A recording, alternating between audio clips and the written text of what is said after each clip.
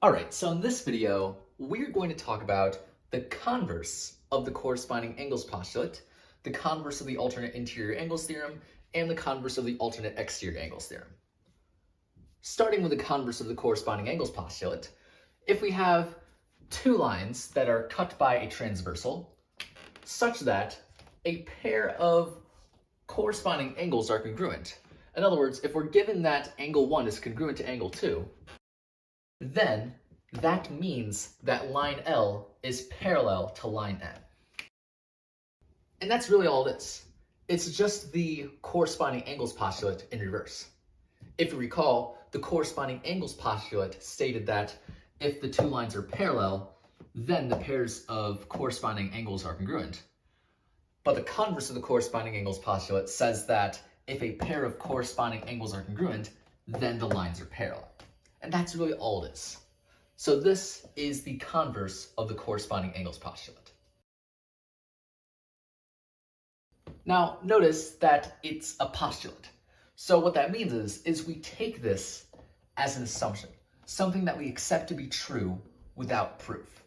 And so just like the corresponding angles postulate, we also take the converse of the corresponding angles postulate to be true.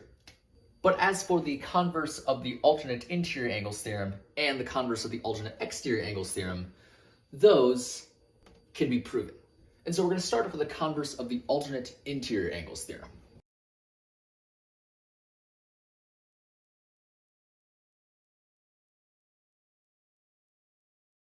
The converse of the alternate interior angles theorem says that if a pair of alternate interior angles are congruent, then the lines are parallel. And so our goal right now is to prove this. And so we're going to prove this by first constructing our statements reasons table. For our first step, I'm just going to write down what we're given, which is that angle 1 is congruent to angle 2.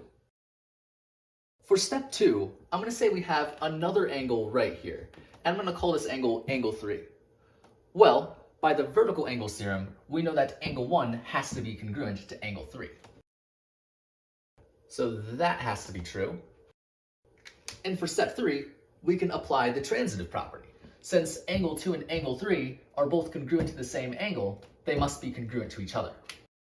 And so this is the transitive property of congruence. But the fact is that angle 2 and angle 3 are corresponding angles. And by the converse of the corresponding angles postulate, if a pair of corresponding angles are congruent, then the lines must be parallel. So now we know that the lines must be parallel. And this is by the converse of the corresponding angles postulate. And so this is it. We have proven exactly what we wanted to prove. And so, yeah, this is the whole idea of the converse of the alternate interior angles theorem. If a pair of alternate interior angles are congruent, then the lines are in fact parallel. So now we're going to look at the converse of the alternate exterior angles theorem.